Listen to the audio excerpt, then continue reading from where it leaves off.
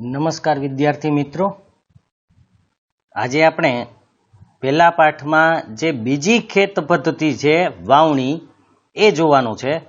વાવણી પાક ઉત્પાદનનો સૌથી મહત્વનો તબક્કો છે. વાવણી પાક ઉત્પાદન માટે, કારણ કે બીજ વાવવામાં આવે તો ઉત્પાદન થાય, માટે સૌથી મહત્વનો તબક્કો છે વાવણી. વાવણી જો સારી રીતે કરી શકાય તો પાકનું ઉત્પાદન પણ વધુ થાય. એટલે વાવણી અત્યંત મહત્વનો તબક્કો છે. વાવણી પહેલા સારી ગુણવત્તાવાળા સ્વચ્છ અને તંદુરસ્ત બીજની પસંદગી કરવામાં આવે છે. કારણ કે સૌથી પહેલા તો તમારે સારા બીજ જોશે. સારા બીજ હશે તો સારું ઉત્પાદન થશે. એટલે સ્વચ્છ અને તંદુરસ્ત, જેમાં કોઈ રોગ ન હોય કે જે બગડેલા ન હોય એવા બીજની પસંદગી કરવામાં આવે છે. ખેડૂત સારી ઉપજ પ્રાપ્ત કરવા વાળા બીજને પ્રાથમિકતા આપે છે. એટલે કે જે બીજમાંથી વધુ ઉત્પાદન મળે એવા બીજને પસંદ કરવામાં આવે છે. એને સૌથી વધારે પ્રાથમિકતા આપવામાં આવે છે. એટલે કે પહેલા એને પસંદ કરે છે કે જે વધુ ઉત્પાદન આપતા હોય. એક દિવસ મેં મારી મમ્મીને ચણાના કેટલાક દાણાને વાસણમાં રાખીને તેમાં કેટલુંક પાણી ઉમેરતા જોઈ. થોડી મિનિટ પછી કેટલાક બીજ પાણી ઉપર તરવા લાગ્યા. મને આશ્ચર્ય થયું કે કેટલાક બીજ પાણી ઉપર કેમ તરવા લાગ્યા? તો એનો જવાબ છે કે જે બીજ ગુણવત્તામાં હલકા હોય, એટલે કે જે તંદુરસ્ત ન હોય, બગડેલા હોય, ખોખા થઈ ગયેલા હોય, જેને જીવાતો ખાઈ ગયેલા હોય, એવા બીજ પાણી ઉપર તરવા લાગશે. જ્યારે ભારે આખા બીજ હશે, તંદુરસ્ત બીજ હશે તો એ તળિયે બેસી જશે. એટલા માટે આ ખાસ યાદ રાખજો, જે તંદુરસ્ત નથી એવા બીજ હંમેશા તરવા લાગશે. પ્રવૃત્તિ 1.1, એક બીકર લઈને તેને પાણીથી અડધું ભરી દો. તેમાં એક મુઠ્ઠી ભરીને ઘઉંના દાણા નાખો અને તેને બરાબર હલાવો. કેટલાક સમય સુધી રાહ જોવાની છે. એક બીકર લઈ, અથવા બીકર ન હોય તો તમે કોઈ પણ વાસણ લઈ એને અડધું પાણીથી ભરી મુઠ્ઠી એક ઘઉં નાખવાના છે અને પેલા મિક્સ કરી દેવાનું, હલાવી દેવાનું બરાબર. પછી થોડો સમય રાખી દેવાનું અને રાહ જોવાની છે. શું કેટલાક બીજ પાણી ઉપર તરવા લાગ્યા? તો હા, લાગશે. જો નબળા હશે તો તરવા લાગશે, બધા સારા હશે તો નહીં તરે. જે બીજ પાણીમાં તળિયે બેસી જાય છે તે હલકા હોય છે કે ભારે? ભારે હોય. કારણ કે ભારે હોય એ બેસી જાય, હલકા હોય એ તરે. ક્ષતિગ્રસ્ત બીજ પોલા થઈ જાય, આપણે કીધું ને ખોખા થઈ જાય, કારણ કે જીવાણુ એને ખાઈ ગયા હોય અથવા તો એ કોઈ રીતે તૂટી ગયા હોય અને તેને કારણે હલકા થઈ જાય છે. એટલે તે પાણી પર તરવા લાગે છે. એટલે કે જે ક્ષતિગ્રસ્ત હોય, તંદુરસ્ત ન હોય એવા બીજ પોલા હોય, અને પોલા બીજ હોય તો એ તરે. સારા બીજ એટલે કે સ્વસ્થ બીજને ક્ષતિગ્રસ્ત બીજથી અલગ કરવાની આ એક સારી રીત છે. કારણ કે પાણીમાં નાખી દો, જો તરે એ ખરાબ અથવા તો ક્ષતિગ્રસ્ત હોય એને કાઢી લેવાના, તળિયે બેસી જાય એ સારા હોય. તો આ રીતે તમે સારા અને જે ક્ષતિગ્રસ્ત એટલે કે ખરાબીવાળા બીજ હોય એને અલગ કરી શકો છો. વાવણી પહેલા બીજ રોપવાના ઓજારો વિશે જાણવું આવશ્યક છે. હવે પહેલું છે પરંપરાગત ઓજાર, જે વર્ષોથી આપણે વાપરીએ છીએ એને પરંપરાગત કહેવાય. વર્ષોથી એ જ સાધન આપણે ચલાવતા હોય, ટ્રેડિશનલ, એટલે કે આપણા પૂર્વજો એ ચલાવતા હતા, એ જ આપણે હજુ પણ ઉપયોગ કરતા હોય તો એને પરંપરાગત ઓજાર કે સાધન કહેવાય. પરંપરાગત રીતે બીજની વાવણી કરવા માટે વાપરવામાં આવતું ઓજાર ગળણી આકારનું હોય છે. ગળણી, આપણે ગળણી જેને કહીએ એ આકારનું હોય. એ આકૃતિ 1.2 એમાં આપેલું છે. બીજને ગળણીની અંદર નાખવાથી તે ધારદાર અણીવાળા છેડાયુક્ત 2 કે 3 પાઇપમાંથી પસાર થાય છે. આ છેડાઓ માટીમાં ખૂંપીને ત્યાં બીજનું સ્થાપન કરે છે. આપણે આકૃતિ જોઈ અને સમજી લઈએ. આ રીતે આમાં બીજ નાખે, અહીંયા 2-3 ધારવાળા છેડા હોય, જે દાંતા જેવા હોય, અણીવાળા હોય, અને એમાં પાઇપ જોડેલા હોય. તો એ જ્યારે બીજ આ ગળણી આકારના ભાગમાં નાખશું તો એ બીજ આ પાઇપમાં થઈ, આ પાઇપમાં થઈને અહીંયા જે ધારદાર છેડા જે ખોદતું જાય અને એ ખાંચામાં બીજ છે એ રોપાતું જાય. એટલે ત્યાં બીજનું સ્થાપન થવું એટલે કે રોપાઈ જવું, જમીનમાં દટાઈ જવું. અને આ રીતે આપણે બીજને વાવી શકીએ છીએ. એક વ્યક્તિ આમાં બીજ નાખે છે, એક વ્યક્તિ એને ચલાવે છે, અને નીચે દાણાઓ છે એ ખાંચાઓ કે ધોરિયાઓ જેવું થાય એની અંદર રોપાઈ જાય છે. આ બીજું છે જે આધુનિક છે ટ્રેક્ટર સાથે જોડીને, આમાં પણ પાઇપ જોડેલા હોય અને આમાં દાંતાઓ છે. આનાથી યોગ્ય અંતર રહે છે, બધા વચ્ચે યોગ્ય અંતર રહે એટલે બીજ છે યોગ્ય અંતરે વાવી શકાય અને ઉગી શકે. આનાથી વાવવામાં પણ ઝડપ થાય એટલે આપણી મહેનત પણ બચી જાય અને સારી એવા વાવણી પણ કરી શકીએ છીએ. તો એ છે વાવણીઓ. એ વાવણીઓ આજના જમાનામાં ટ્રેક્ટર દ્વારા સંચાલિત વાવણીઓ એટલે એને સીડ ડ્રીલ કહેવાય ઇંગ્લિશમાં. એ આકૃતિ હમણાં આપણે જોઈ એનો ઉપયોગ થાય છે. તેના દ્વારા બીજમાં સમાન અંતર તેમજ ઊંડાઈ બની રહે, એક જ સરખી ઊંડાઈ પડે, વધુ ઊંડાઈ ન જાય, છીછરાઈ ન રહે, કારણ કે વધુ ઊંડે જાય તો પણ બીજ ઉગે નહીં. ઉપર હોય તો પણ પ્રોબ્લેમ થાય, કારણ કે ઘણીવાર પક્ષીઓ એને ખાઈ જાય. બરાબર ઢંકાવા જોઈએ. સાથે સુનિશ્ચિત કરવાનું છે કે રોપણી પછી બીજ માટી દ્વારા ઢંકાયેલું રહે છે. ખાસ યાદ રાખજો, બહુ ઊંડે જશે તો પણ ઉગી નહીં નીકળે, ઉગવામાં એને પ્રોબ્લેમ થઈ જાય. એટલે યોગ્ય ઊંડાઈએ બીજ વાવવા જોઈએ. એનાથી પક્ષીઓ દ્વારા બીજને થતું નુકસાન અટકાવી શકાય. માટીથી ઢંકાઈ ગયેલા જો દેખાતા હોય ને તો પક્ષી ખાઈ જાય. સીડ ડ્રીલ દ્વારા રોપણી કરવાથી સમય પણ બચે અને મહેનત બંનેનો બચાવ થાય છે, કારણ કે એક સાથે કેટલું બધું વવાતું જાય એમાં, એટલે મહેનત ઓછી થઈ જાય અને જલ્દી વાવી શકીએ એટલે સમય પણ બચે. મારી શાળા નજીક નર્સરી છે. મેં જોયું છે કે છોડને નાની નાની કોથળીઓમાં રાખેલા હોય છે. તેમને કોથળીઓમાં કેમ રાખેલા હોય છે? તો આપણે એનો જવાબ જોઈએ. ધાન્ય જેવા કેટલાક છોડના બીજને પહેલા નર્સરીમાં ઉગાડવામાં આવે છે. છોડ તૈયાર થઈ જાય ત્યારે તેને મનુષ્ય દ્વારા ખેતરમાં રોપવામાં આવે છે. હવે છોડ તૈયાર કરીને પછી શા માટે રોપવામાં આવે? તો એનું પણ એક કારણ છે કે જો આપણે બીજ ખેતરમાં વાવીએ તો એમાંથી અમુક ન પણ ઉગે એવું બને, પણ છોડ તો ઉગેલા જ હોય. એટલે સારા એમાંથી છોડ ગોતીને આપણે રોપણી કરીએ તો જલ્દીથી એનો વિકાસ થાય અને જલ્દીથી આપણને એનું ઉત્પાદન મળે.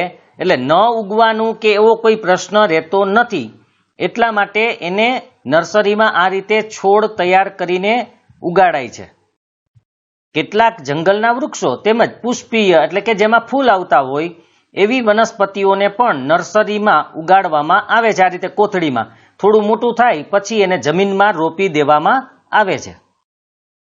બે છોડની વચ્ચે થતી ગીચતાને રોકવા માટે બીજની વચ્ચે આવશ્યક અંતર હોવું અત્યંત મહત્વપૂર્ણ છે, કારણ કે બે છોડ દૂર રહે એટલે સારું પડે. જો નજીક હોય ને તો જમીનમાંથી પોષક તત્વો ખેંચી લે, સૂર્યપ્રકાશ બરાબર બંનેને ન મળે. તો જેટલા દૂર હોય તો આસાનીથી એને પોષક તત્વો, પાણી બધું મળી રહે, સૂર્યપ્રકાશ મળી રહે. એટલા માટે એમની વચ્ચે અંતર હોવું જરૂરી છે. એનાથી છોડને સૂર્યપ્રકાશ, પોષક તત્વો જે જમીનમાંથી મળે તેમજ પાણી પૂરતા પ્રમાણમાં પ્રાપ્ત થાય છે. અત્યંત ગીચતાપણું રોકવા માટે કેટલાક છોડને દૂર કરી દેવામાં આવે છે. ઘણી વખત એવું બને કેટલાય છોડ ભેગા વવાઈ ગયા હોય અથવા બીજ નજીક પડેલા હોય તો એ કારે કેટલાય છોડ ઉગે. હવે બધા છોડનો વિકાસ ન થાય તો, કારણ કે બધાને થોડું પોષણ મળે તો બધાનો વિકાસ ઓછો થશે.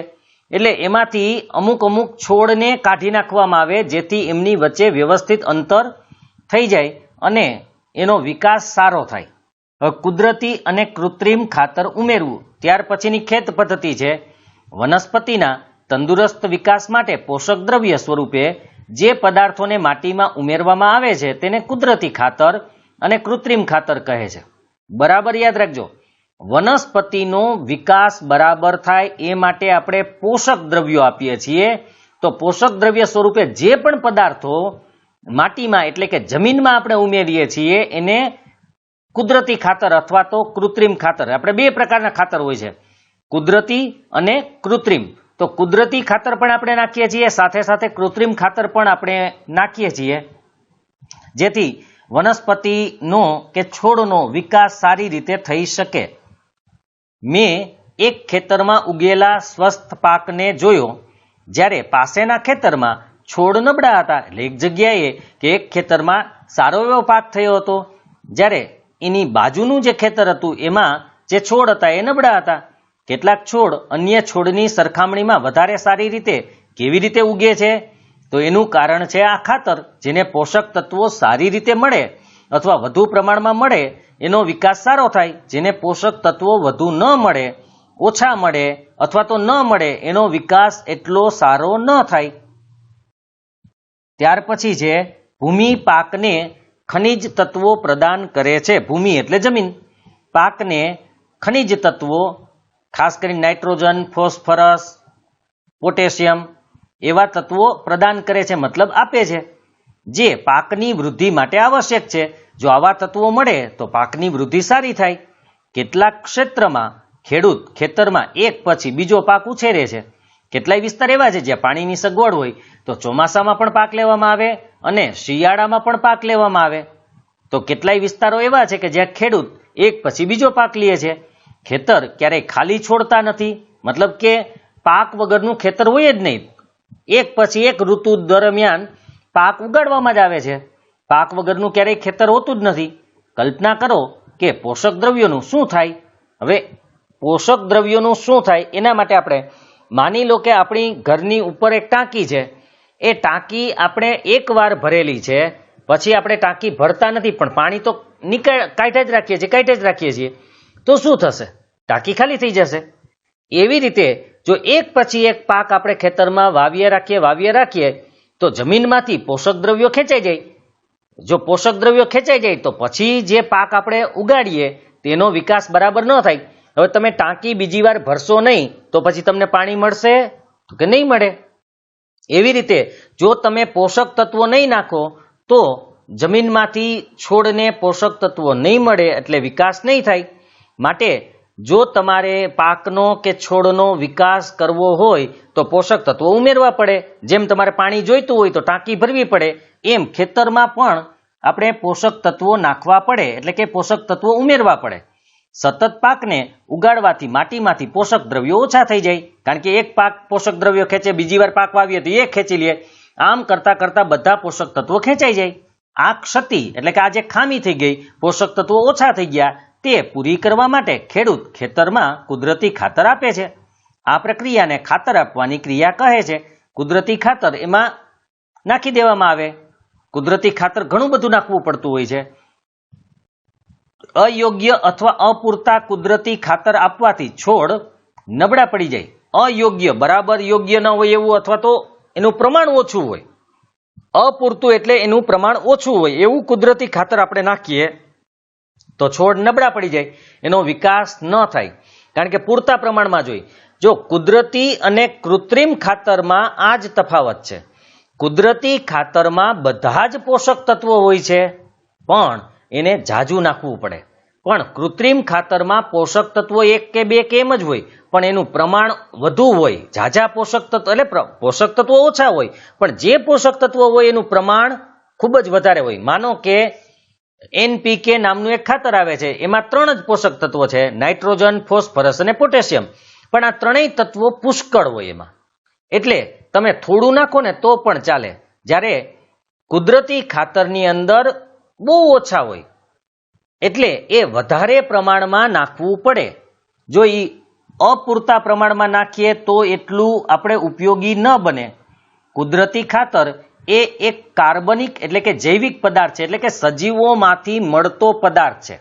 કુદરતી ખાતર મોટે ભાગે જે આપણે ખેતીવાડીનો કચરો હોય, ઢોર કે પશુઓનો જે છાણ કે મળમૂત્ર હોય એમાંથી બનાવવામાં આવે છે, એટલે એ કાર્બનિક છે. કાર્બનિક પદાર્થ કેને કહેવાય? જે પદાર્થમાં કાર્બન અને હાઇડ્રોજન આવેલા હોય એવા પદાર્થોને કાર્બનિક પદાર્થ કહેવાય. એટલે સજીવોનો જે પણ પદાર્થ હોય એ બધો કાર્બનિક એટલે કે જૈવિક પદાર્થ એને કહેવાય છે, કારણ કે સજીવોનો છે, જે વનસ્પતિ અથવા પ્રાણીઓના વિઘટનથી પ્રાપ્ત થાય છે.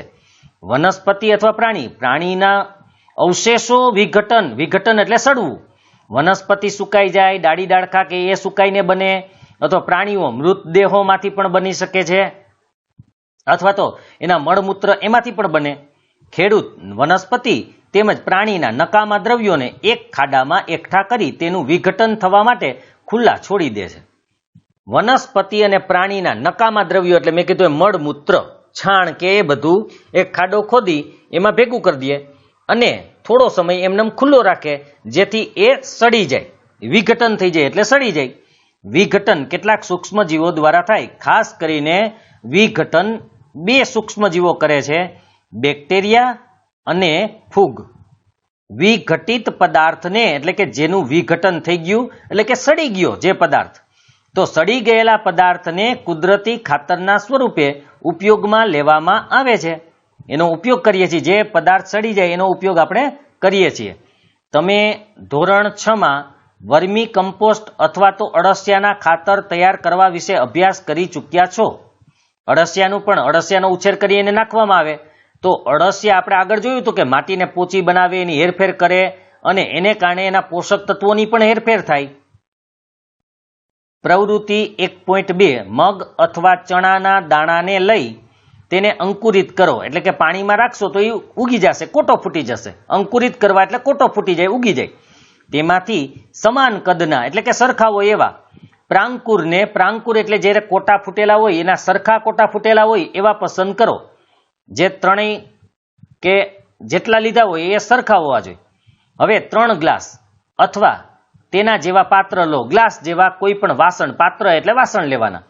તેના પર A B C નિશાની કરો. એક વાસણ ઉપર A લખો, એક વાસણ ઉપર B, એક વાસણ ઉપર C લખો. ગ્લાસ એમાં થોડીક માટી લઈ તેમાં થોડુંક છાણિયું ખાતર ભેળવો. ગ્લાસ બીમાં સમાન માત્રામાં એટલે કે પહેલામાં આપણે લીધી હતી એટલા પ્રમાણમાં માટી લઈને તેમાં થોડુંક યુરિયા ઉમેરો. યુરિયા રાસાયણિક ખાતર છે. અને ગ્લાસ સીમાં થોડીક માટી લઈને બીજું કંઈ પણ ઉમેર્યા વગર રહેવા દો. એટલે પહેલામાં આપણે શું કર્યું? માટી પ્લસ છાણિયું ખાતર. બીજામાં આપણે માટી પ્લસ યુરિયા એટલે કે કૃત્રિમ ખાતર. અને ત્રીજામાં ખાલી માટી, કોઈ બીજો પદાર્થ નાખેલો નથી. હવે આકૃતિ 1.3a આપણે જોશું. એમાં હવે ત્રણેય ગ્લાસમાં સમાન માત્રામાં પાણી ઉમેરીને પ્રાંકુરને રોપી દો.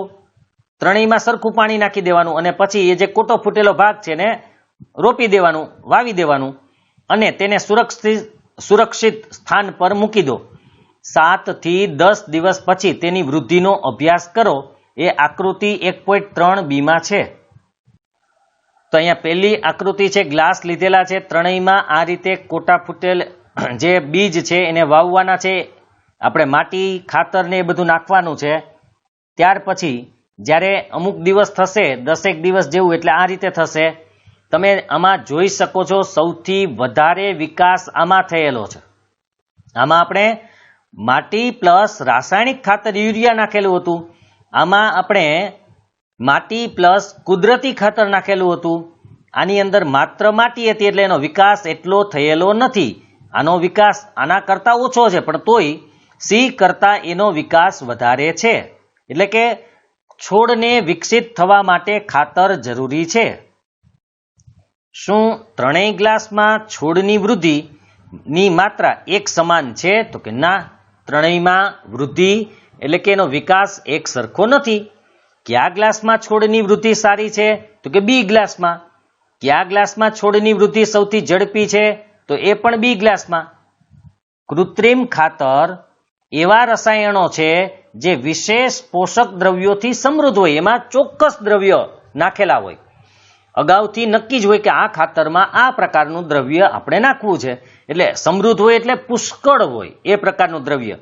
તે કુદરતી ખાતરથી કેવી રીતે અલગ હોય છે એની આપણે વાત કરી. છતાં પણ હજી જોઈએ કે કુદરતી ખાતર છે એ અવશેષો, નકામા દ્રવ્યોમાંથી બને. કૃત્રિમ ખાતર છે એનું ઉત્પાદન કારખાનામાં થાય છે અને રસાયણો દ્વારા કરવામાં આવે છે. કુદરતી ખાતર વધુ પ્રમાણમાં નાખવું પડે, કૃત્રિમ ખાતર ઓછા પ્રમાણમાં નાખવું પડે. કુદરતી ખાતરમાં બધા જ પોષક દ્રવ્યો હોય છે પણ એનું પ્રમાણ કે જથ્થો ઓછો હોય. જ્યારે કૃત્રિમ ખાતરમાં અમુક પોષક દ્રવ્યો હોય પણ એનો જથ્થો કે પ્રમાણ વધુ હોય છે. કુદરતી ખાતરની જે અસર છે એ ધીમે ધીમે થાય છે પણ કૃત્રિમ ખાતરની અસર ઝડપથી થાય છે. તો અહીંયા હવે આપણે જોઈએ, આ હતું કુદરતી ખાતરથી કેવી રીતે અલગ હોય છે એની વાત કરીએ આપણે. કૃત્રિમ ખાતરનું ઉત્પાદન કારખાનામાં કરવામાં આવે છે. કૃત્રિમ ખાતરના કેટલાક ઉદાહરણો જેમ કે urea, ammonium sulphate, super phosphate, potash, NPK એટલે કે નાઇટ્રોજન, ફોસ્ફરસ અને પોટેશિયમ. એન એટલે નાઇટ્રોજન, પી એટલે ફોસ્ફરસ અને કે એટલે પોટેશિયમ. યાદ રાખજો, પી એટલે પોટેશિયમ નથી. કે એટલે પોટેશિયમ છે, આ એની સંજ્ઞા છે, અને ફોસ્ફરસ એટલે પી. તેના ઉપયોગથી ખેડૂતોને ઘઉં તથા મકાઈ જેવા પાકની સારી ઉપજ પ્રાપ્ત કરવામાં સહાયતા મળે છે. કારણ કે કૃત્રિમ ખાતર નાખવાથી સારા પ્રમાણમાં ઉપજ કે ઉત્પાદન થાય છે, પરંતુ કૃત્રિમ ખાતરના અત્યંત વધારે ઉપયોગથી જમીનની ફળદ્રુપતામાં ઘટાડો થાય છે. શરૂઆત પહેલા તમને એમ લાગે કે આનાથી ફાયદો થાય છે, પણ લાંબા ગાળે એનાથી નુકસાન થાય છે. કારણ કે જમીન બગડતી જાય છે અને એની ફળદ્રુપતા એટલે કે જે પાક ઉત્પાદન કરવાની એની કેપેસિટી હોય એ ઘટતી જાય છે. તે જલ પ્રદૂષણનો પણ સ્ત્રોત છે. એટલે કે જલ પ્રદૂષણ એટલે પાણીનું પ્રદૂષણ પણ કરે છે. એને કારણે પાણીનું પ્રદૂષણ પણ થાય. કારણ કે આપણે જ્યારે ખાતર નાખીએ જમીનમાં રહે એના અમુક તત્વો જમીનમાં હોય, જ્યારે આપણે પાણી પાઈએ અથવા વરસાદ આવે ત્યારે એ પાણીમાં પડે, આ પાણી ખેતરમાંથી બહાર નીકળી અને બીજા કોઈ જળાશય એટલે કે પાણીના સ્ત્રોતમાં પડે તો એ પણ બગડી જાય. એટલે કે જમીનની ફળદ્રુપતા બનાવી રાખવા માટે આપણે કૃત્રિમ ખાતરના સ્થાને કુદરતી ખાતરનો ઉપયોગ કરવો જોઈએ. અથવા 2 વખત પાક લો તેની વચ્ચે ખેતરને કેટલોક સમય સુધી કાંઈ પણ વાવ્યા વગર ખાલી રાખવું જોઈએ. બરાબર યાદ રાખજો, ખેતરને ખાલી રાખવાથી આપોઆપ એમાં પોષક તત્વો મળી રહે. બીજું, તમે કુદરતી ખાતર નાખો એટલે એની અસર લાંબે, આપણે કીધું ને કે એની અસર મોડી થાય. તમે અત્યારે ખાતર નાખો તો 6-8 મહિના પછી એની અસર થાય. તો ખાલી રાખી દો એટલે એ વધારે પોષક તત્વો પ્રાપ્ત કરી લેશે. કુદરતી ખાતરના ઉપયોગથી જમીન બંધારણ તેમજ જલ સંગ્રહ ક્ષમતામાં વધારો થાય. એટલે કે જમીનનું બંધારણ સુધરે, અને જલ સંગ્રહ ક્ષમતા એટલે પાણીનો સંગ્રહ કરવાની ક્ષમતા. કુદરતી ખાતર નાખવાથી પાણીનો સંગ્રહ કરવાની એટલે ખેતર ઘડીકમાં સુકાય નહીં. એટલે વારે વારે તમારે પાકને પાણી ન પાવું પડે. કૃત્રિમ ખાતર નાખશો તો એની પાણીનો સંગ્રહ કરવાની ક્ષમતા વધશે નહીં, પણ કુદરતી ખાતરથી એની જલ સંગ્રહ એટલે કે પાણીનો સંગ્રહ કરવાની ક્ષમતા કે કેપેસિટી વધી જશે. તેનાથી જમીનમાં બધા જ પોષક તત્વોની પૂર્તિ થાય છે. આપણે કીધું બધા જ પોષક તત્વો એમાં મળે. રાસાયણિક ખાતરમાં બધા જ પોષક તત્વો નથી હોતા. જમીનમાં પોષક દ્રવ્યોની પૂર્તિ માટેની અન્ય એક રીત છે પાકની ફેરબદલી. જો તમે પાકની ફેરબદલીનો મતલબ એક પાક પછી બીજો પાક વાવો, એકને એક પાક તમે વાવ્યે રાખશો તો એક જ પ્રકારના પોષક તત્વો એમાંથી શોષાયા રાખશે. માની લો કે ઘઉં વાવો છો તો ઘઉંને જે પોષક તત્વો જોઈએ ખેંચી લેશે, પાછા ઘઉં વાવશો વળી પોષક તત્વો ખેંચી લેશે, પાછા ઘઉં વાવશો વળી પોષક તત્વો ખેંચી લેશે. તો જમીનમાંથી જે પોષક તત્વો ઘઉંને જોઈતા હોય એ તો બધા ખેંચાઈ જશે. પણ તમે પાકની ફેરબદલી કરો તો એનાથી ફાયદો થાય એ આપણે જોઈએ.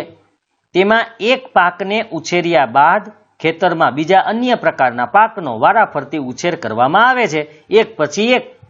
પહેલા ઉત્તર ભારતમાં ખેડૂતો કઠોળને એક ઋતુમાં ઉગાડતા હતા અને બીજી ઋતુમાં ઘઉં ઉગાડતા હતા. ઉત્તર ભારતના ખેડૂતો છે એ ચોમાસામાં કઠોળ ઉગાડતા, શિયાળામાં ઘઉં ઉગાડતા.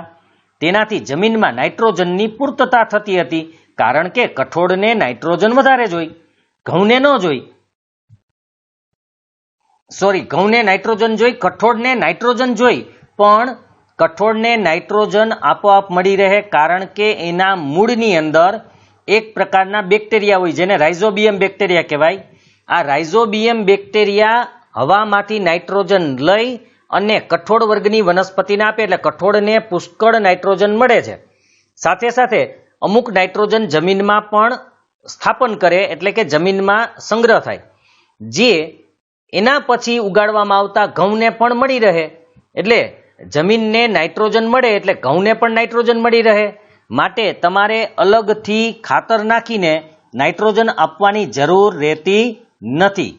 ખેડૂતોને આ પદ્ધતિ સ્વીકારવા માટે પ્રોત્સાહિત કરવામાં આવે છે, કારણ કે રાસાયણિક ખાતર નાખશો તો જમીન બગડી જશે. એટલા માટે આવી રીતે કુદરતી પદ્ધતિઓનો ઉપયોગ કરી જમીનને ફળદ્રુપ રાખી શકાય એટલા માટે પ્રોત્સાહિત કરે, એને પ્રોત્સાહન આપે, અને એ પદ્ધતિનો ઉપયોગ કરવા માટે વારે વારે એમને જણાવવામાં આવે છે. અગાઉના ધોરણોમાં તમે રાઇઝોબિયમ બેક્ટેરિયા વિશે અભ્યાસ કરી ચૂક્યા છો કે સિમ્બી કુળની વનસ્પતિના મૂળની મૂળ ગંડિકાઓમાં જોવા મળે છે. હવે સિમ્બી ખરેખર શબ્દ છે સિંબ, એના ઉપરથી આપણે કહીએ છીએ સિંગ. ખરેખર કઠોળ જેટલા છે એ બધા સિંગવાળા છે, અને જેટલા છોડને સિંગ આવે છે એ બધા સિંગવાળા છોડને સિંબી કુળની વનસ્પતિ કહેવાય છે. આ સિંગવાળા છોડના મૂળની અંદર મૂળ ગંડિકા એટલે કે ગાંઠ આવેલી હોય નાની નાની. તમે મગફળી કે ચણા કે ઉપાડીને જોશો, જો મગફળીમાં સિંગ હોય, ચણામાં પણ એ સિંગ જ હોય, એના ફોતરા ઉખેડો એટલે એમાં દાણા મળે એ સિંગ છે. ચણા, વાલ, વટાણા, તો આ બધાના મૂળની અંદર ગાંઠ આવેલી હોય. ગાંઠની અંદર રાઇઝોબિયમ બેક્ટેરિયા રહેતા હોય છે. તેઓ શું કરે તો કે વાતાવરણમાં રહેલા નાઇટ્રોજનનું જમીનમાં સ્થાપન કરે, જમીનને નાઇટ્રોજન આપે, કારણ કે નાઇટ્રોજનનું શોષણ કરી શકે છે. રાઇઝોબિયમ બેક્ટેરિયા હવામાંથી નાઇટ્રોજનનું શોષણ કરી અને જમીનને આપે છે, જેથી કઠોળ વર્ગની વનસ્પતિને નાઇટ્રોજન મળી રહે. તો જ્યારે તમે મગફળી હોય ને એને જોશો ને તો તમને આ પ્રકારનું એનું મૂળ દેખાશે. આ જમીનની અંદરનો ભાગ છે, નીચેનો છે એ આ ભાગ છે, એ ઉપરનો ભાગ છે. હવે આવા મૂળની અંદર તમને આવી ગાંઠ દેખાશે, નાની નાની ગાંઠો તમે જોજો, આવી રીતે ગાંઠ દેખાતી હશે. એ ગાંઠોની અંદર રાઇઝોબિયમ બેક્ટેરિયા રહેતા હોય, જેને મૂળ ગંડિકા કહેવાય છે. એમાં આ મુખ્ય મૂળ હોય, વચ્ચે હોય, બાકી નાના નાના આવી રીતે એમાં ભાગ પડેલા હોય. તમે મગફળી કે ચણા કે ઉપાડજો એટલે તમને ખબર પડશે. તો એની અંદર જે ગાંઠ જેવો ભાગ આવેલો હોય જેને મૂળ ગંડિકા કહેવાય છે. હવે અહીંયા તમને કૃત્રિમ ખાતર અને કુદરતી ખાતરનો તફાવત આપેલો છે, જે આપણે અગાઉ જોયો હતો. અહીંયા આપેલો છે આપણને. એમાં પહેલો મુદ્દો છે કૃત્રિમ ખાતર એક માનવ નિર્મિત અકાર્બનિક ક્ષાર છે. અકાર્બનિક, કાર્બનિક એટલે કાર્બન અને હાઇડ્રોજન વાળા. આમાં કાર્બન હાઇડ્રોજન હોય નહીં, અને માનવ નિર્મિત છે એટલે કે મનુષ્ય દ્વારા બનાવેલ છે. જ્યારે કુદરતી ખાતર એક પ્રાકૃતિક એટલે કે કુદરતી પદાર્થ છે, જે છાણ તેમજ વનસ્પતિના અવશેષો એટલે કે નકામો જે ભાગ હોય વનસ્પતિનો એમાંથી એના વિઘટનથી પ્રાપ્ત થાય છે, એટલે કે એના સડવાથી પ્રાપ્ત થાય છે. બીજો મુદ્દો છે કૃત્રિમ ખાતરનું નિર્માણ કારખાનામાં થાય છે, જ્યારે કુદરતી ખાતર ખેતરમાં બનાવી શકાય છે, અથવા તો જમીનમાં ખાડા ખોદીને પણ બનાવી શકાય. કૃત્રિમ ખાતરથી જમીનને સેન્દ્રિય પદાર્થો પ્રાપ્ત થાય, સેન્દ્રિય જે પોષક તત્વો હોય એવા. કુદરતી ખાતરથી જમીનને ભરપૂર માત્રામાં સેન્દ્રિય પદાર્થો એટલે કે સડતા કાર્બનિક પદાર્થો પ્રાપ્ત થાય છે, કારણ કે એમાં ઘણા બધા સેન્દ્રિય પદાર્થો મળે છે. કૃત્રિમ ખાતરમાં વનસ્પતિ માટે જરૂરી પોષક દ્રવ્યો જેવા કે નાઇટ્રોજન, ફોસ્ફરસ અને પોટેશિયમ ભરપૂર માત્રામાં હોય છે. કુદરતી ખાતરમાં વનસ્પતિ માટે જરૂરી પોષક દ્રવ્યો તુલનાત્મક રીતે ઓછી માત્રામાં હોય. મેં કીધું એનો જથ્થો ઓછો હોય. હોય બધા, પણ જથ્થો ઓછો હોય. આમાં જથ્થો વધારે હોય પણ બધા ન હોય, ઓછા હોય. હવે કુદરતી ખાતરના ફાયદા. જૈવિક ખાતરને, જૈવિક એટલે કુદરતી ખાતર, એને કૃત્રિમ ખાતરની તુલનામાં વધારે સારું ગણવામાં આવે છે. જેના મુખ્ય કારણ કે કૃત્રિમ ખાતર કરતાં કુદરતી ખાતર વધારે સારું છે. શા માટે સારું છે? તો એના કારણ એનાથી જમીનની જલ ધારણ ક્ષમતા એટલે કે પાણીનો સંગ્રહ કરવાની ક્ષમતામાં વધારો થાય. તેનાથી જમીન છિદ્રાળુ થઈ જાય, જેનાથી વાયુ વિનિમયમાં સરળતા પ્રાપ્ત થાય, એટલે કે હવાની લેવડ દેવડ. વિનિમય એટલે લેવડ દેવડ, એટલે કે હવાની આપ-લે થાય. ઓક્સિજન આવે, કાર્બન ડાયોક્સાઇડ અને અન્ય વાયુ બહાર નીકળે. કારણ કે છિદ્રાળુ એટલે કાણાવાળી જમીન થઈ જાય, જેથી કરીને વાયુની આપ-લે સારી રીતે થાય. આપણે કીધું હતું કે વાયુની આપ-લે સારી રીતે થાય તો મૂળને વધુ પ્રમાણમાં હવા મળી રહે, જેથી એનો વિકાસ વધારે થાય. બીજું, એની અંદર જે સૂક્ષ્મ જીવો રહેતા હોય એને પણ હવા મળવાથી એનો પણ વિકાસ થાય, ને એનો વિકાસ થવાથી જમીનનું જે બંધારણ છે એ પણ સુધરી જાય. તે ફાયદાકારક સૂક્ષ્મ જીવોમાં વધારો કરે, કારણ કે જૈવિક ખાતર જે છાણ કે મળમૂત્ર છે એને કારણે સૂક્ષ્મ જીવોનો વિકાસ થાય. તમે જોયું હશે, જ્યાં પણ આવો છાણ કે મળમૂત્ર હોય ત્યાં આમ પણ જીવજંતુ વધી જાય, તો એનો વિકાસ એને કારણે થાય, કારણ કે એમાંથી પોષણ મળે. પણ રાસાયણિક ખાતર તમે નાખેલું હોય તો જીવજંતુનો વિકાસ ન થાય, ઉલટાના મૃત્યુ પામે. જમીનના બંધારણમાં પણ સુધારો કરે, જમીનનું બંધારણ સારું થઈ જાય, જેથી પાક વિકસિત થઈ જાય. જ્યારે તમે રાસાયણિક ખાતર નાખો તો ઉલટાનું જમીનનું બંધારણ બગડે છે. ત્યાર પછીની ખેત પદ્ધતિ છે સિંચાઈ. સિંચાઈ એટલે પાણી પાવાની રીત, સિંચન નથી, ધ્યાન રાખજો, સિંચાઈ છે. તો જીવંત રહેવા માટે પ્રત્યેક સજીવને પાણીની આવશ્યકતા રહેલી છે. પાણી વગર આપણે કેમ રહી શકીએ? દરેકને જીવવું હોય તો પાણી તો જોઈએ જ. વનસ્પતિની વૃદ્ધિ તેમજ વિકાસ માટે પાણીનું વિશેષ મહત્વ છે, કારણ કે જો એને પણ પાણી ન મળે તો એ પણ સુકાઈ જાય, એટલે કે મરી જાય આપણે કહીએ તો. કારણ કે વનસ્પતિ સુકાઈ જવી એટલે મૃત્યુ પામે, કારણ કે વનસ્પતિમાં પણ જીવ છે, આપણે ખબર છે. તો વનસ્પતિની વૃદ્ધિ અને વિકાસ માટે પણ પાણી જરૂરી છે. વનસ્પતિના મૂળ દ્વારા પાણીનું શોષણ થાય છે, જેની સાથે ખનિજો અને ખાતરોનું પણ શોષણ થાય. કારણ કે વનસ્પતિ મૂળ દ્વારા પાણીનું શોષણ કરે, પાણી ખેંચે, સાથે સાથે કોઈ ખનિજ તત્વો જે જમીનમાં હોય એ પણ પાણી ભેગા ખેંચાઈ જાય. અને રાસાયણિક ખાતર નાખ્યું હોય તો રાસાયણિક ખાતર પાણીમાં ઓગળે અને પાણીનું શોષણ થાય, તો એની સાથે રાસાયણિક ખાતરનું પણ શોષણ થઈ જાય. વનસ્પતિમાં લગભગ 90% પાણી હોય છે, આપણામાં પણ 60 થી 70% પાણી હોય એમ વનસ્પતિમાં પણ લગભગ 90% પાણી હોય છે. એનું એટલે કે એના ડાળી ડાળખાઓ કે થડ કે એની અંદર 90% પાણી હોય. પાણી આવશ્યક છે, કારણ કે બીજનું અંકુરણ શુષ્ક પરિસ્થિતિમાં થતું નથી. શુષ્ક એટલે સૂકી પરિસ્થિતિ, પાણી વગરની પરિસ્થિતિ. પાણી વગરની પરિસ્થિતિમાં બીજનું અંકુરણ એટલે કે ઉગે નહીં. તમે કોરી જમીનમાં બીજ નાખી દેજો, કેટલાય દિવસ સુધી રાહ જોજો ઉગે છે કે નહીં, તો નહીં ઉગે. પણ ભીની જમીનમાં બીજ નાખશો તો એ ઉગી જશે.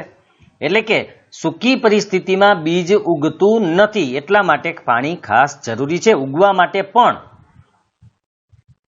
પાણીમાં ઉગડેલા ખનિજોનું વહન વનસ્પતિના પ્રત્યેક ભાગમાં થાય છે, કારણ કે પાણીમાં ઓગળે ખનિજો તો એનું વહન વનસ્પતિના દરેક ભાગની અંદર થાય છે. વનસ્પતિના ભાગો મૂળ, પ્રકાંડ, પર્ણ, પુષ્પ એટલે ફૂલ, ફળ, બીજ બધામાં થાય. તે પાકને ઠંડી એટલે કે હિમ તેમજ ગરમ હવાથી રક્ષણ આપે છે. કારણ કે પાણી હોવાથી ઠંડી, જો ઠંડીમાં પાણી ગરમ હોય અને ગરમીમાં પાણી ઠંડુ હોય, જેથી એને ઠંડી પણ ન લાગવા દે અને ગરમી પણ ન લાગવા દે. કારણ કે વધારે ગરમી પડે તોય સુકાઈ જાય અને ઠંડી પડે તો એ બળી જાય એમ કહેવાય, તો પણ સુકાઈ જાય. સ્વસ્થ પાકના ઉછેર માટે જમીનમાં પાણીનો ભેજ જાળવી રાખવા માટે ખેતરમાં નિયમિત રૂપે પાણી આપવું આવશ્યક છે. જો તમારે સારો પાક લેવો હોય, સ્વસ્થ તંદુરસ્ત પાક લેવો હોય તો જમીનમાં પાણીનો ભેજ જળવાઈ રહેવો જોઈએ. ભેજ જળવાવું એટલે જમીન ભીની રહેવી જોઈએ. એટલે જો જમીનને ભીની રાખવી હોય તો તમારે નિયમિત રૂપે એટલે કે અમુક સમયના અંતરે પાણી પાવું પડે. સમયાંતરે ખેતરમાં પાણી પૂરું પાડવાની ક્રિયાને સિંચાઈ કહેવાય. તમે અમુક સમયના અંતરે જે ખેતરને પાણી આપો છો, પાણી પાવ છો, એને કહેવાય છે સિંચાઈ. સિંચાઈનો સમય અને માત્રા દરેક પાક મુજબ. હવે પહેલી વાત કે આપણે પાણી કેટલા દિવસે પાવું જોઈએ, તો એનો સમય અને માત્રા એટલે પ્રમાણ, કેટલું પાણી આપવું જોઈએ એ કેના ઉપર આધાર રાખે છે? બરાબર યાદ રાખજો કે પાણી પાવાનો જે સમય છે અને પાણીનો જથ્થો, કેટલું પાણી આપવું જોઈએ એનો આધાર દરેક પાક મુજબ છે.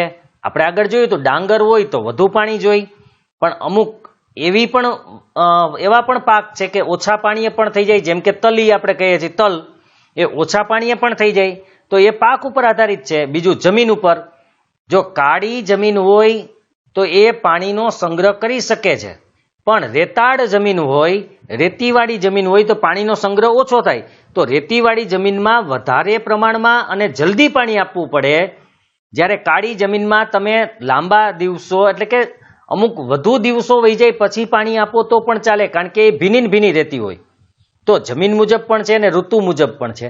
ચોમાસામાં ઓછામાં ઓછું પાણીની જરૂર પડે, પણ ઉનાળામાં વધારે પાણીની જરૂર પડે, કારણ કે પાણી છે એ બાષ્પ બનીને ઉડી જાય, એટલે કે વરાળ થઈ જાય પાણીની જમીનમાંથી, એટલે વધારે પ્રમાણમાં પાણી આપવું પડે. એટલે આમ પાક મુજબ પાણીનો સમય નક્કી થાય અને પાણીનો જથ્થો નક્કી થાય, કેટલું પાણી દેવું એ પછી જમીન મુજબ નક્કી થાય અને ઋતુ મુજબ નક્કી થાય. ઉનાળામાં પાણી આપવાની માત્રા વધારે હોય છે, એટલે કે ઉનાળામાં વધુ પાણી આપવું પડે. શા માટે એવું હોય છે? તો આપણે વાત કરી કે એનું કારણ છે બાષ્પીભવન. પાણી વરાળ બનીને ઉડી જાય એટલે જલ્દી જમીન સુકાઈ જાય. શું જમીન તેમજ પર્ણો દ્વારા બાષ્પીભવનનો દર વધારે હોવાથી આવું હોઈ શકે? તો કે હા, કારણ કે પાન છે વનસ્પતિના એ પણ પાણી ગુમાવે છે. બાષ્પોત્સર્જન કહેવાય એને. બાષ્પનું ઉત્સર્જન એટલે કે બાષ્પ રૂપે પાણી, વરાળ રૂપે પાણી બહાર કાઢવું એને બાષ્પોત્સર્જન કહેવાય. એવી રીતે બાષ્પીભવન એટલે એ પણ વરાળ રૂપે પાણી જમીનમાંથી ઉડી જાય એને બાષ્પીભવન કહેવાય. આ વર્ષે પાણી આપતા સમયે હું વધારે સતર્ક રહ્યો છું. ગયા ઉનાળામાં મારા છોડ સુકાઈને મરી ગયા હતા. એટલે કે ઉનાળામાં વધારે પાણી પાવું પડે, જો ખબર ન હોય તો આ પ્રોબ્લેમ થાય. એટલા માટે એને એમ કીધું કે આ વર્ષે હું સતર્ક એટલે કે સાવધાન રહ્યો, આમ જોયું કે વધારે પાણી આપવું પડશે. હવે સિંચાઈના સ્ત્રોત એટલે કે આપણે ખેતરમાં પાણી કોના દ્વારા અથવા તો શેમાંથી આપી શકીએ? તો પાણી આપણે કુવાઓમાંથી, બોર કુવાઓ જેને આપણે દાર કહીએ છીએ અથવા બોર કહીએ છીએ, તળાવોમાંથી આપી શકાય, સરોવર હોય, નદીઓ હોય, બંધ એટલે કે ડેમ હોય, તેમજ નહેરો, મોટા ડેમમાંથી નહેર આવતી હોય, જેમ નર્મદા ઉપર સરદાર સરોવર બંધ બાંધેલો છે એમાંથી નહેરો કાઢેલી છે, એ નહેર દ્વારા પાણી પહોંચાડવામાં આવે. પછી મોટી નહેરમાંથી નાનીમાંથી એકદમ નાની નહેરો થઈ અને એક ખેતર સુધી પાણી પહોંચાડવામાં આવે અને જેની મદદથી ખેતરને પાણી આપવામાં આવે છે. તો એ પાણીના સ્ત્રોત છે. કોઈ પણ સ્ત્રોત એટલે એમાંથી મળે, વસ્તુ મળે એ સ્ત્રોત કહેવાય. તો પાણીના સ્ત્રોતમાંથી આપણને પાણી મળે. તો આટલી જગ્યાએથી આપણે પાણી મેળવી અને ખેતરને આપીએ છીએ. હવે સિંચાઈની પરંપરાગત રીતો, મતલબ કે આપણે વર્ષોથી આ ખેતરને પાણી આપીએ છીએ એ કઈ રીતો છે? તો કુવાઓ, સરોવરો તેમજ નહેરોમાં ઉપલબ્ધ પાણીને ખેતરમાં પહોંચાડવાની રીતો જુદા જુદા ક્ષેત્રોમાં જુદી જુદી છે, કારણ કે એ વિસ્તાર મુજબ છે કે કેવી રીતે પાણી પહોંચાડવું. ઢોર અથવા મજૂર આ ક્રિયાવિધિમાં ઉપયોગમાં લેવામાં આવે છે. અમુક જગ્યાએ ઢોરની મદદથી પાણી ખેંચી શકાય, અમુક જગ્યાએ માણસોની મદદથી પાણી ખેંચવામાં આવે છે. અર્થાત આ રીતો સસ્તી છે, એટલે કે આમાં ખર્ચ બહુ નથી થતું, પરંતુ ઓછી કાર્યક્ષમ છે. કારણ કે માણસ કે ઢોર દ્વારા જ્યારે આપણે પાણી પાઈએ ત્યારે એક દિવસમાં જેટલું પાણી આપણે એટલે કે જેટલી સિંચાઈ થવી જોઈએ એટલી સિંચાઈ થઈ શકતી નથી. અહીંયા વિભિન્ન રીતો આપેલી છે. સૌથી પહેલી રીત છે મોટ એટલે કે ગરગડી યુક્ત વ્યવસ્થા. તો અહીંયા તમે ચિત્રમાં જોઈ શકો છો, કૂવો છે, કૂવા ઉપર ગરગડી છે અને અહીંયાથી બળદ કે માણસ દ્વારા ખેંચવામાં આવે અને આ પાત્ર કે વાસણ છે, આ ખરેખર કોથળી હોય છે, એ ભરાઈ જાય એટલે અહીંયા આવે એટલે માણસ એને ઠલવી અને નીચે નાખી દે. વળી પાછું એ કૂવામાં જવા દેવામાં આવે, વળી એને ખેંચવામાં આવે, વળી ઉપર આવે, તો કેટલું પાણી એમાંથી નીકળે. આમાં વાર પણ બહુ વધારે લાગે અને ઓછી જગ્યાને તમે પાણી પાઈ શકો, એટલે કે ઓછી જગ્યાને સિંચાઈ કરી શકો મોટર દ્વારા. ત્યાર પછી ચેન પંપ છે. તો અહીંયા તમે ચેન પંપ જોઈ શકો છો કે અહીંયા આને ખેંચવામાં આવે જેથી આ ચક્ર ફરે એટલે આ જે પાત્ર અથવા વાસણ છે એ વાસણ બરાબર જોજો એ ભરાતું જાય આમાંથી, અને અહીંથી આમ નીચે આવે એટલે આમાંથી ભરાઈ જાય અને અહીંયા ઠલવાઈ જાય, વળી આમ આવે એટલે ભરાઈ જાય. પણ ત્યાં કૂવામાં વધુ પાણી હોવું જરૂરી છે, એટલે આ ચક્ર મુજબ પાણી ભરાતું જાય અને ઠલવાતું જાય અને અહીંથી પાણી ખેતરમાં પહોંચતું જાય. ત્યાર પછી ઢેકલી છે. આની અંદર અહીંયા એક પથ્થર બાંધેલો હોય લાકડા સાથે, એને ઊંચો કરે એટલે પાણી ભરાઈ જાય, મૂકી દે એટલે પાણી ઉપર આવી જાય અને ત્યાંથી માણસ છે એ લઈ અને પાણી પાઈ શકે. પણ આમાં પણ વાર વધારે લાગે. એના પછીरहेટ છે. આનું અહીંયા ધરી છે, એ ધરી અહીંયા સાથે જોડાયેલી હોય. અહીંયા બળદ ગોળ ગોળ ફરે એટલે અહીંયા ચક્ર ફરે, ચક્ર સાથે આ બધા વાસણ છે એ વાસણ તમે જોઈ શકો છો એ ભરાઈ જાય અને એ પણ ઉપર પાણી હોય તો જ કામ લાગે. એ વાસણ ભરાતા જાય અને અહીંયા ઠલવાતા જાય એટલે અહીંથી પાણી આવતું જાય. અહીંથી બધા ભરાઈને ઉપર આવે, પછી અહીંથી નીચે પડે એટલે પાણી ખેતરમાં જતું જાય, અહીંયા બળદ ફરતો જાય એટલે આ ચક્ર ફરતું જાય. આ રીતે પાણી આપવામાં આવે છે, પણ આ પરંપરાગત રીતો છે. પાણીને ઉપર ખેંચવા માટે સામાન્ય રીતે પંપનો ઉપયોગ કરવામાં આવે છે, જેને આપણે મોટર કહીએ છીએ. મોટરથી મોટું હોય પંપ. પંપ ચલાવવા માટે ડીઝલ, બાયોગેસ, વિદ્યુત ઉર્જા તેમજ સૌર ઉર્જાનો ઉપયોગ કરવામાં આવે છે. આપણે પેલા મશીન આવતા જેને ડીઝલ એન્જિન કહેવાય, તો એની સાથે પંપને જોડી દો, મોટર જેવું જ હોય. એ મશીનથી ફેરવીએ એટલે કે ડીઝલ એન્જિનથી ફેરવીએ એટલે પાણી ખેંચી લઈએ. ત્યાર પછી બાયોગેસ ઉપર ચાલતા પણ પંપ છે, વિદ્યુત ઉર્જા જે સબમર્સિબલ પંપ છે, સૂર્ય ઉર્જા ઉપર ચાલતા પંપ પણ આવી ગયા છે. હવે સોલાર સેલ હોય મોટા મોટા, આપણે સોલાર પેનલ ખબર છે, એના ઉપર ચાલતા પંપ હોય જે પાણીને ખેંચી લે છે. અહીંયા તમે જોઈ શકો છો આ રીતે પંપ અહીંયા આપેલા છે ને પંપ સાથે આ ફુવારા જોડેલા છે. જો આધુનિક પદ્ધતિ છે, આ આધુનિક પદ્ધતિ છે. અહીંયા ફુવારા આપેલા છે, કૂવામાંથી પાણી આ ફુવારામાં મોકલવામાં આવે. ફુવારા આટલા વિસ્તારમાં પાણી આપી દે, આ ફુવારો આટલા વિસ્તારમાં આપી દે, અને વરસાદની જેમ પાણી પડે, ઓછા પાણીએ વધારે પ્રમાણમાં આપણે સિંચાઈ કરી શકીએ છીએ.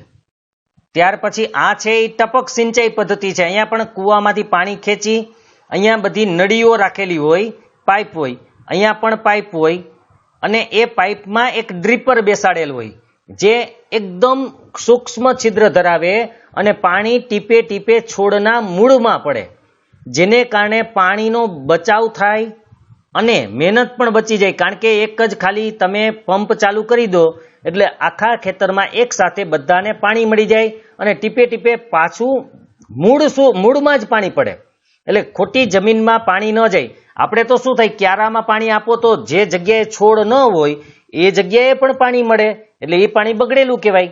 આનાથી પાણી પણ બચે, મહેનત પણ બચે અને છોડનો વિકાસ પણ સારો એવો થાય. આપણે જે આધુનિક પદ્ધતિઓની વાત કરી સિંચાઈ પદ્ધતિઓની, એ આ જ હતી ફુવારા પદ્ધતિ અને ટપક સિંચાઈ પદ્ધતિ. પણ એનો અભ્યાસ છે આપણે એ આવતા ભાગમાં કરશું. લગભગ આપણે આવતા ભાગમાં પાઠ પૂરો થઈ જશે. પ્રશ્ન જવાબ જો બાકી રહેશે તો અલગ ભાગ કરશું, નહીંતર આવતા ભાગે આપણે બનશે ત્યાં સુધી પૂરું કરી દેશું.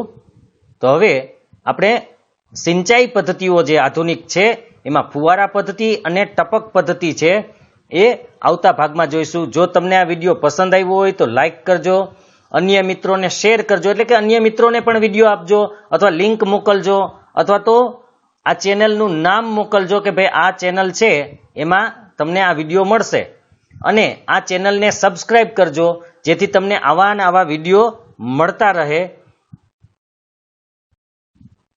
હવે બાકીનો ભાગ આપણે આવતા ભાગમાં જોઈશું.